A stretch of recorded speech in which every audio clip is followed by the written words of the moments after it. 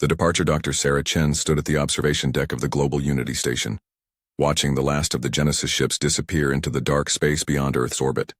The massive vessels, each one carrying 50,000 souls, had taken 3 years to launch. Now they were gone, leaving behind only the fading glow of their fusion drives and the weight of what came next. "The calculations are final," Director Marcus Webb said behind her. His voice carried the exhaustion of a man who had spent 5 years planning humanity's escape from certain death. "Star HD 164595b will go supernova in exactly 499,147 years. The gamma-ray burst will sterilize everything in a 60 light-year radius." Sarah turned from the window.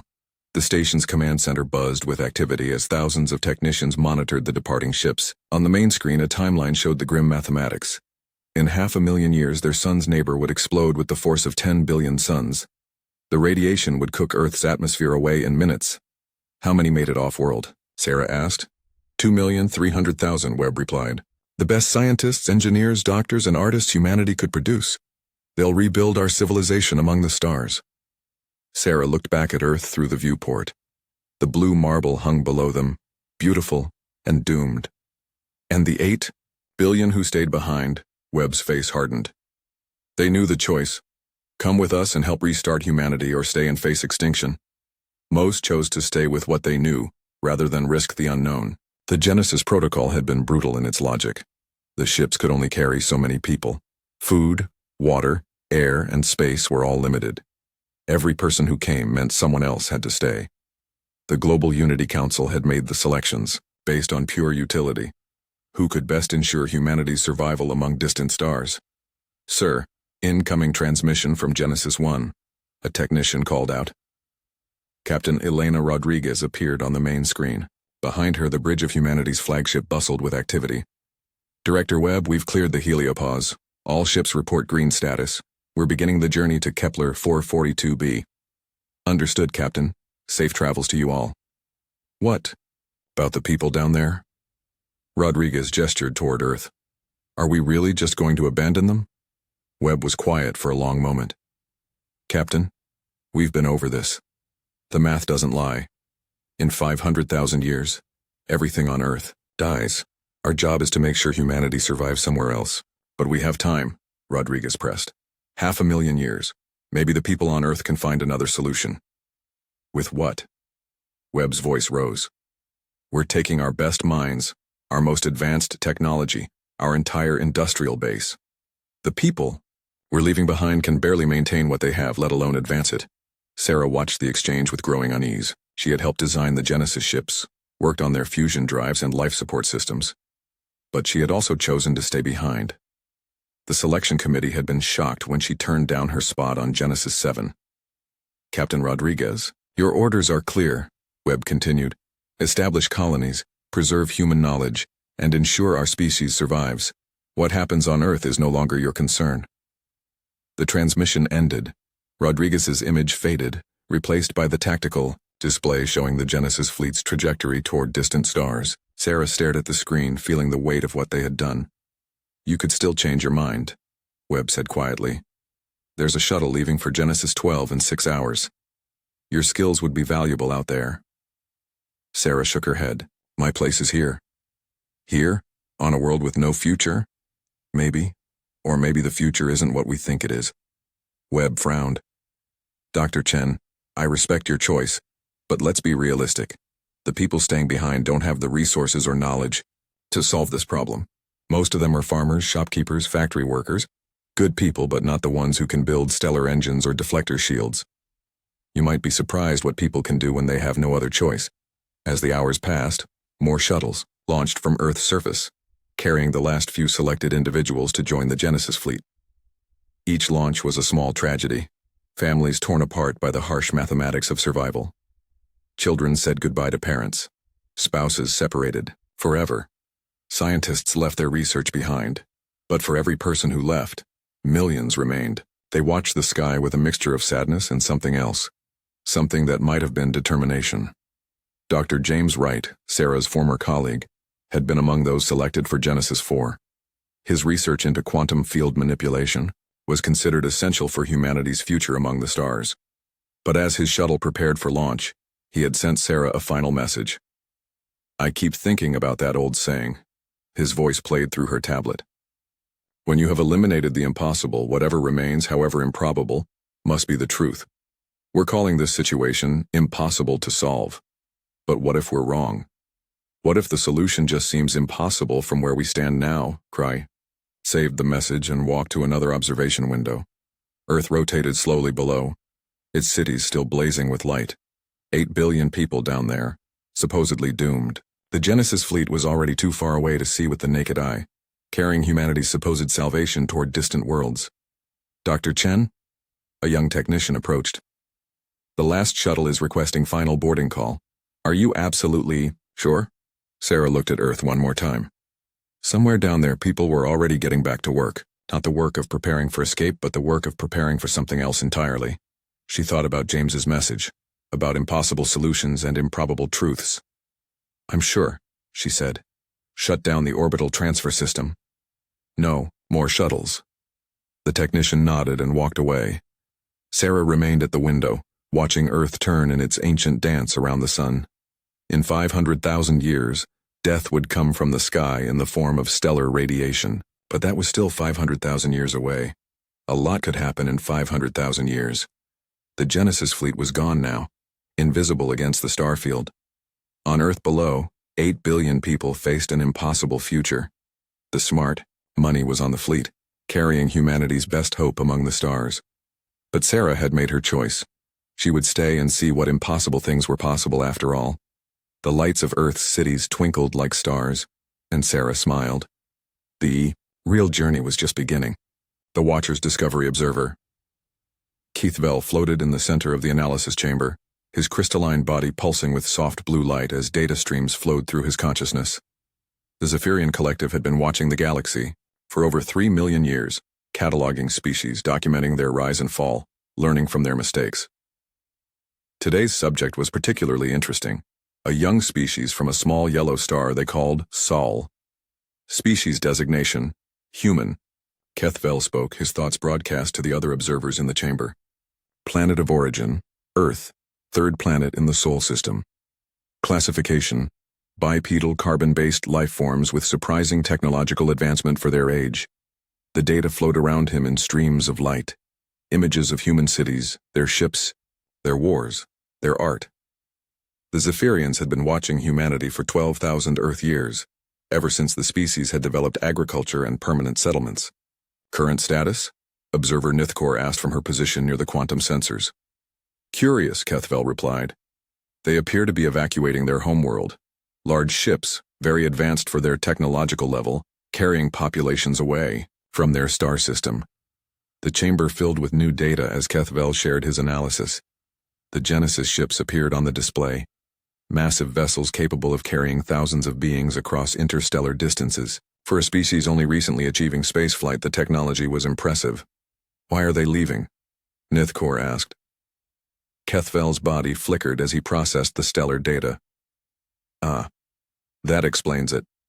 Star HD 164595b in their local region will undergo core collapse in approximately 500,000 of their years. The resulting gamma-ray burst will sterilize everything within 60 light-years, including their homeworld, Nithkor observed. Precisely. They've detected the threat and are responding with evacuation. Clever species to recognize the danger so far in advance. Observer Zeph Prime, the eldest of their group, drifted closer to examine the data. His ancient form had witnessed the rise and fall of hundreds of civilizations. How many are evacuating? Approximately 2 million individuals across multiple vessels, heading for various star systems with potentially habitable worlds. And their homeworld population? Keith Vell paused, reviewing the numbers. Approximately 8 billion individuals remaining on Earth. Silence filled the chamber. The observers processed this information, their crystalline forms pulsing with different colors as they shared thoughts and calculations. Less than 1% evacuation rate, Zeph Prime finally said. This is unfortunate. Why did so few leave? Nithkor asked. Keith Vell dove deeper into the human data streams, accessing their communication networks and databases. Limited resources. The ships could only carry a small fraction of their population. They selected individuals based on genetic diversity, knowledge base, and ability to establish new colonies. Standard survival protocol for a species facing extinction, Zeph Prime observed. Save the best, sacrifice the rest. We've seen it before. But they have 500,000 years, Ninth said. Surely they could build more ships, evacuate more people? Kethvel's analysis continued. Their industrial capacity is leaving with the ships. Their best scientists, engineers, and manufacturers are all part of the evacuation. Those remaining lack the knowledge and resources to replicate the Genesis vessels. Then they are doomed, Zeph Prime concluded. Another species that reached for the stars but couldn't save their homeworld. The observers updated their files on humanity. In their vast databases, Earth joined the category of failed homeworlds, planets abandoned by their species in the face of natural disasters they couldn't prevent or survive. Estimated survival probability for Earth population? Athkor asked. 0, Kethvel replied without hesitation. The gamma-ray burst will sterilize the planet completely. Even if they somehow survive the initial radiation, the atmospheric damage will create a runaway greenhouse effect. Nothing will survive. And the evacuees?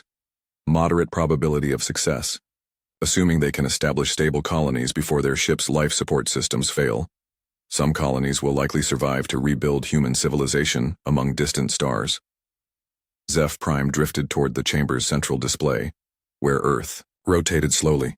Its blue oceans and green continents vibrant with life mark this world for future study. In 500,000 years it will serve as an excellent example of planetary death by stellar radiation. Our young observers can learn from it. Shall we continue monitoring the homeworld? Nithkor asked. No, need, Zeph Prime replied. The fate of Earth is sealed. Focus our attention on tracking the Genesis ships.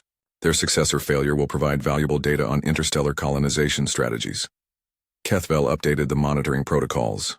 Earth would receive only occasional passive scans to document the planet's decline towards sterility. The real interest would follow humanity's diaspora among the stars. It's unfortunate, Ninth said, her crystalline form shifting to a darker blue. They show promise as a species. Their art, their diversity of thought, their ability to cooperate when facing extinction. In another timeline, they might have become something remarkable. Perhaps their colonies will fulfill that potential, Kethvel offered. Perhaps, Zeph Prime agreed. But they will no longer be the same species, separated by light years and centuries. Each colony will evolve along different paths. In 10,000 years, they may not even recognize each other as kin. The observers continued their work, cataloging humanity's evacuation in their vast libraries of galactic history. Earth would be remembered as another cautionary tale, another world that couldn't save itself when the universe decided its time was up. File classification? Kethvel asked. Species 7293, Zeph Prime replied. Homeworld abandoned due to stellar catastrophe. Population reduction, 99.975%. Survivors, scattered colonial efforts, long-term prognosis, genetic and cultural fragmentation leading to species diversification or extinction. The data was stored, indexed, and filed away. In the Zephyrian databases, humanity joined thousands of other species that had faced similar fates. Some had succeeded in establishing new homes among the stars. Most had simply vanished into the dark, their names forgotten except in the ancient archives of the Watchers. Next subject? Nithkor asked. Species emerging in the Vega system, Kethvel replied. Early tool users showing signs of agricultural development. Estimated time to spaceflight, 50,000 years. The observers turned their attention to new subjects, new civilizations to catalog and study. Behind them, Earth continued its rotation, unaware that it had just been written off as a dead world waiting for death to arrive. But the planet kept spinning, its remaining population kept living, and somewhere in the depths of space, the Genesis ships carried humanity's supposed future toward distant suns. The Watchers had made their judgment. Time would prove whether they were right. The long silence. 500,000 years had passed since the Genesis ships departed Earth, and observer Kethvel had long since transferred his consciousness to the Great Archive. His physical form had crystallized into the walls of the collective's memory banks, where millions of Zephyrian minds stored the history of the galaxy. Observer Nithzen, a descendant of Nithkor, drifted through the archive's data streams, reviewing the old files on species 7293. The humans had become something of a case study in the collective's academic circles, an example of how species could both succeed and fail simultaneously. Current status report on human colonies, 9th Zen, requested. The data flowed through the archive's quantum networks, gathering information from thousands of monitoring stations across the galaxy. The results painted a complex picture of humanity's fate among the stars. Colony ship Genesis 1 established successful settlement on Kepler 442b, the archive reported. Population, 2.3 million. Technological level, advanced fusion-based civilization. Status, thriving. Genesis 7 reached Wolf 1061c but encountered hostile native life forms. Population reduced to 12,000 survivors.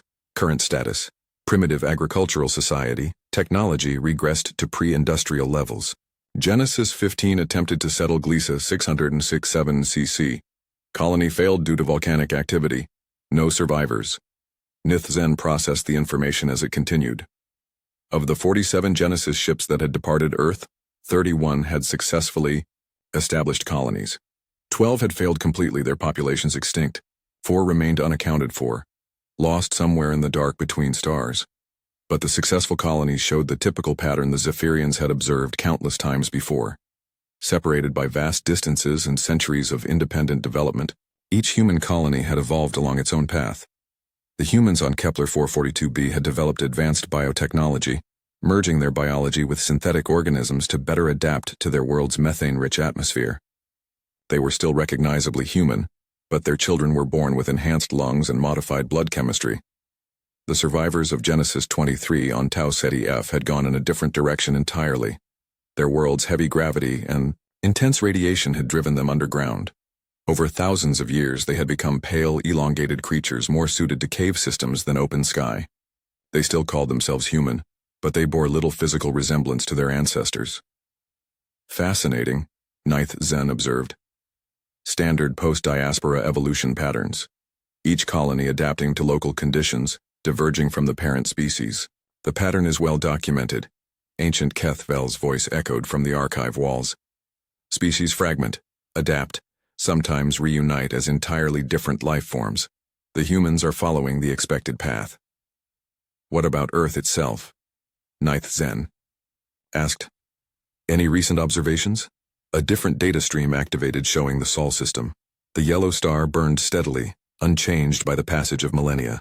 The nearby star HD 164595b showed clear signs of instability, its core burning through the last of its fuel as it prepared for its final catastrophic collapse.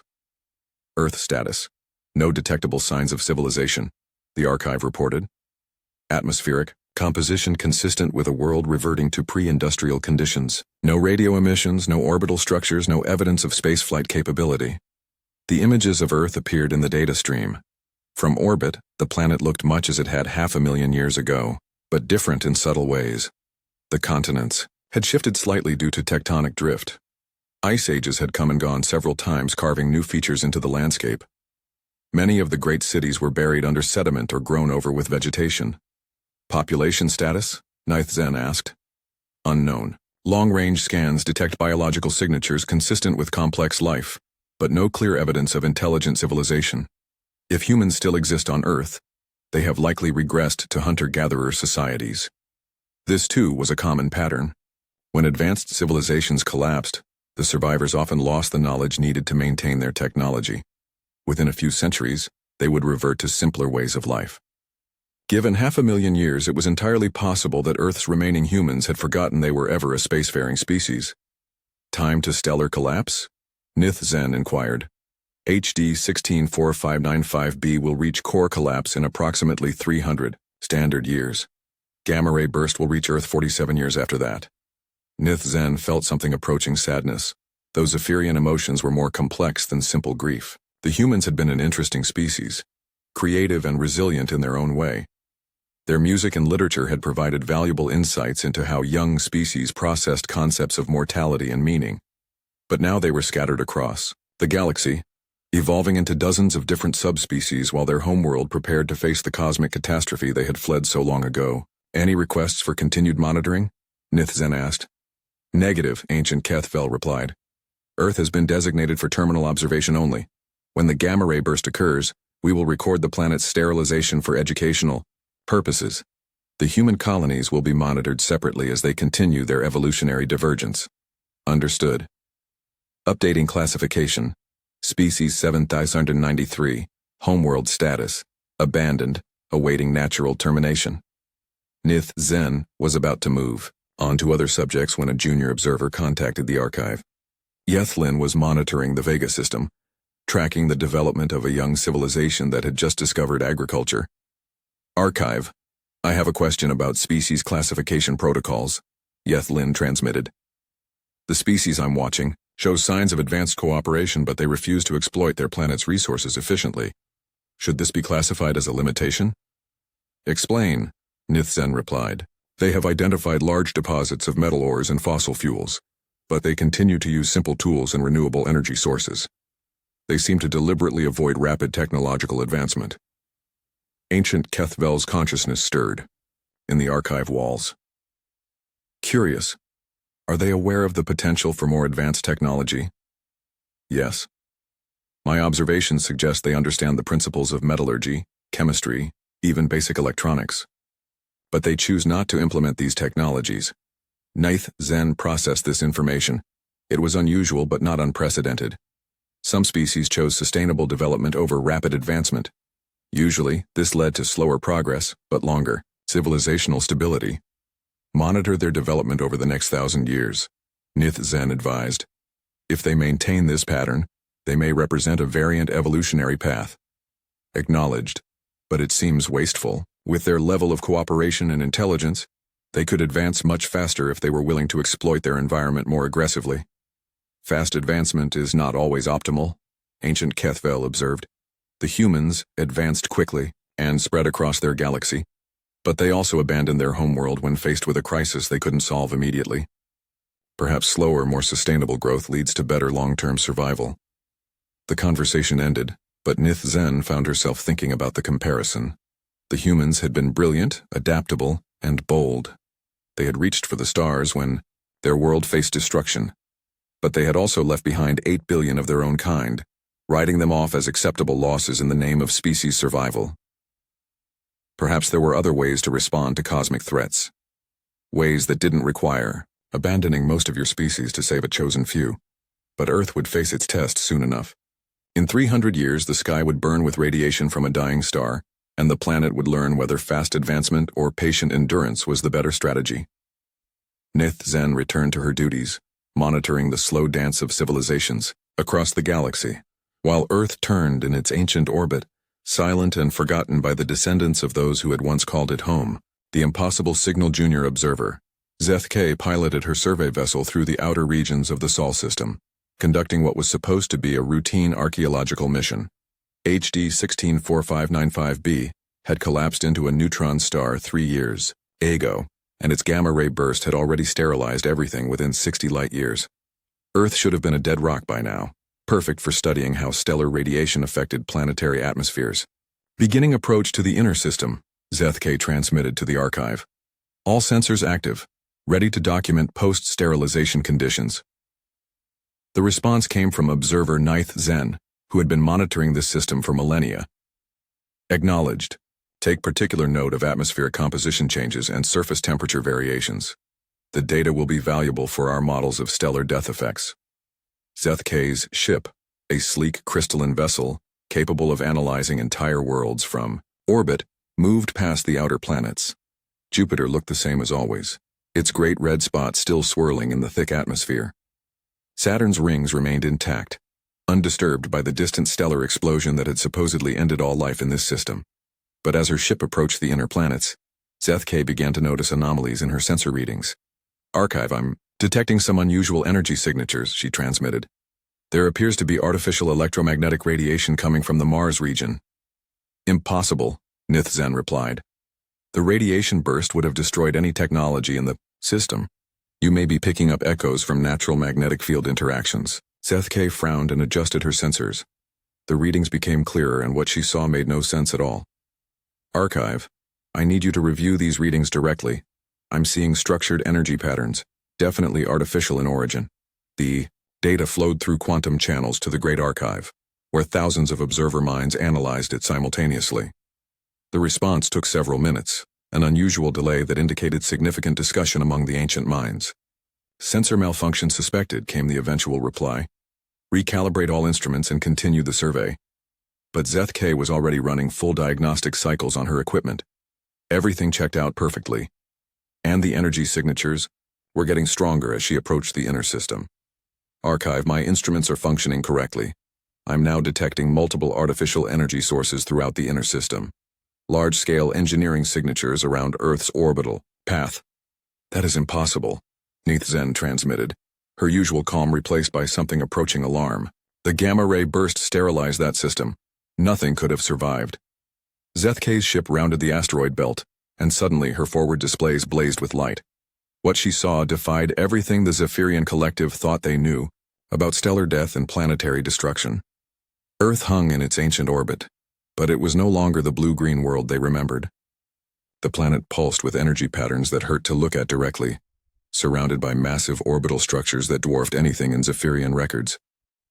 Rings of what appeared to be solid light circled the world, and the space between Earth and its moon teemed with vessels moving in precise, purposeful patterns. "Archive," Zeth K whispered, her voice filled with awe and confusion. "You need to see this directly." She opened a full sensory link, allowing the archive to experience her observations in real time. The response was immediate and unprecedented. Absolute silence from thousands of observer minds as they processed what they were seeing. "This cannot be." Ancient Kethvel's voice finally emerged from the archive, carrying a note of something Zephyrians rarely felt: fear. The radiation burst would have killed everything on that world. The atmospheric destruction alone should have made the planet uninhabitable for millions of years. But the evidence was undeniable. Earth not only showed signs of advanced civilization, it displayed technology that exceeded anything in Zephyrian databases. The energy readings coming from the planet suggested mastery over forces that the collective considered purely theoretical. "Zeth K, maintain maximum distance from the Earth system," Nithzen ordered. "Do not attempt contact or close approach. We need to analyze the situation before taking any action." "Acknowledged, but Archive, there's something else. The energy patterns I'm reading, they're not just advanced technology. Some of these readings suggest manipulation of space-time itself. And the power levels..." Zeth K paused, checking her readings again. "Archive, the power output from Earth exceeds the total energy production of our entire collective." Silence again from the archive as thousands of minds processed this impossible information. Earth had been a dead world, abandoned by its people, sterilized by cosmic radiation. Now it blazed with energies that suggested a civilization beyond anything the Zephyrians had encountered in their 3 million years of galactic observation. Could these be the human colonists returning? Nithzen wondered. Perhaps they developed advanced technology in their distant colonies and came back to reclaim their homeworld? Ancient Kethvel's consciousness stirred in the archive walls. Impossible. We've been monitoring the human colonies. None of them has achieved technology capable of terraforming a radiation-sterilized world, let alone developing the energy manipulation we're observing. Then what are we looking at? Zeth K asked. Before anyone could answer, Zeth K's instruments detected something new. Ships were approaching her position, not the crude fusion-powered vessels the humans had used for their exodus, but sleek craft that seemed to shift between dimensions as they moved. Archive, I have incoming vessels. Their approach vectors. They're not moving through normal space. They're appearing and disappearing at will. Retreat immediately, Nithzen ordered. Full power to engines, maximum distance from the system. But Zeth K found her ship's controls unresponsive. Not damaged or jammed, simply no longer under her control. Archive, my ship is not responding to commands. The approaching vessels appear to have taken control of my navigation systems. The lead ship materialized directly in front of Zeth K's vessel, its hull gleaming with patterns that seemed to shift and flow like living metal. As she watched, a section of the ship opened and her own vessel was drawn inside by forces she couldn't identify or resist. Archive, I'm being taken aboard their vessel. I cannot resist. The technology they're using is beyond our understanding. The transmission cut off abruptly. In the Great Archive, thousands of observer minds struggled to process what they had witnessed. Earth, the dead world they had written off 500,000 years ago, was not only alive, but had somehow become host to a civilization that treated Zephyrian technology like primitive tools. Emergency protocols, Ancient Kethvel declared. Full analysis of all historical data on species 7092-93. We need to understand what happened on Earth after the human exodus. But the gamma ray burst, Nith Zen protested. Nothing could have survived that level of radiation. Clearly we were wrong, Kethvel replied grimly. The question is, what survived and how did it become something that can manipulate our technology as if it were a child's toy? The archive began pulling data from centuries of observations, searching for any clue about what had really happened on Earth. But the records showed the same thing. A world growing quiet, civilization apparently collapsing, technology disappearing. Right up until the gamma ray burst arrived and supposedly sterilized the planet. Somewhere in that data was the answer to an impossible question. How did a dead world become home to gods? And more importantly, what did those gods want with the Zephyrians who had written them off as extinct? The revelation Zethkay found herself standing in what appeared to be a vast chamber aboard the impossible ship, though her instruments insisted she was somehow simultaneously still in her own vessel. The walls seemed to exist in multiple dimensions, at once, shifting between solid metal and empty space as her perception tried to make sense of what she was seeing. Welcome, observer of the Zephyrian collective. The voice came from everywhere and nowhere, speaking in perfect Zephyrian despite the fact that her species had never made contact with Earth. A figure materialized before her, humanoid in basic shape but wrong in ways that made her sensors scream warnings. The being looked human at first glance, but its eyes held depths that suggested perception across dimensions Zethkay couldn't even name. When it moved, reality seemed to bend slightly around it, space-time accommodating its presence rather than the other way around. I am Administrator Chen. I believe your records still contain information about Dr. Sarah Chen, who chose to remain on Earth when the Genesis ships departed. Zethkay's databanks confirmed the match, though the being before her bore only passing resemblance to the human woman in their files. That's impossible. Sarah Chen would have died hundreds of thousands of years ago, even if the gamma ray burst hadn't killed her. Administrator Chen smiled, and the expression contained amusement that felt ancient and deep. Death is a concept that depends greatly on one's frame of reference. But you're correct that the Sarah Chen you have in your files no longer exists in any meaningful sense. I am what she became. What happened to Earth? Zethkay asked. Our observations showed your civilization disappearing. The gamma ray burst should have sterilized the planet. Your observations were accurate as far as they went, Administrator Chen replied. Human civilization as you understood it did disappear. Most of our cities were abandoned. Our people retreated underground into deep shelters we'd been building. Since the Genesis ships departed, the chamber around them shifted, and suddenly Zethkay could see images of Earth's history playing out on the walls. Massive construction projects, entire mountains being hollowed out, underground cities that stretched for miles beneath the planet's surface. You see, observer, your collective made an error in your analysis. You assumed that the people left behind lacked the knowledge and resources to solve the gamma ray burst problem, but we weren't trying to solve it the way you thought we should. I don't understand. You saw the departure of the Genesis ships as an evacuation, the smart people leaving, the expendable ones staying behind, but it was never an evacuation. Administrator Chen's eyes gleamed with something that might have been pride. It was a selection process, not for who was most valuable to save, but for who was most suited to the real work. The images on the wall showed the truth. The Genesis protocol hadn't just been about saving humanity's best and brightest. It had been about removing everyone who couldn't adapt to humanity's true plan for survival. The gamma ray burst wasn't a problem to be solved, Administrator Chen continued. It was a resource to be harvested. Zethkay's mind struggled to process this concept. Harvested? 500,000 years is a long time, observer. Long. Enough to completely rebuild a civilization from the ground up. Long enough to develop new sciences, new ways of understanding the universe. Long enough to learn that stellar radiation isn't just destruction, it's pure energy, waiting to be captured and converted. The images showed the real story of Earth's last 500,000 years. Not decline and regression, but the greatest construction project in human history. Vast networks of energy collectors, quantum field manipulators, dimensional storage systems, all built underground, invisible to orbital observation, preparing for the day when death would come from the sky. When HD 164595b collapsed and sent its gamma ray burst toward our world, we were ready. Every photon of that supposedly sterilizing radiation was captured, stored, and converted into usable energy. In a few minutes, we harvested more power than our old civilization used in its entire history.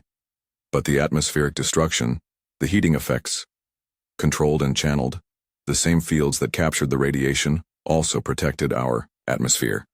We turned a planet killer into the greatest power source humanity had ever possessed. Zeth K looked around the impossible chamber, beginning to understand the technology that had so easily captured her ship. This is all powered by the gamma ray burst? That was just the beginning, Administrator Chen said. 500,000 years of preparation, followed by unlimited energy, gave us the resources to explore sciences your collective still considers theoretical. We learned to manipulate space-time, to exist in multiple dimensions simultaneously, to transcend the limitations of matter and energy. Why didn't you signal? Why let us believe Earth was dead? Administrator Chen's expression grew more serious, because we needed to understand what we had become before revealing ourselves to the galaxy, and because we needed to see what kind of species surrounded us among the stars.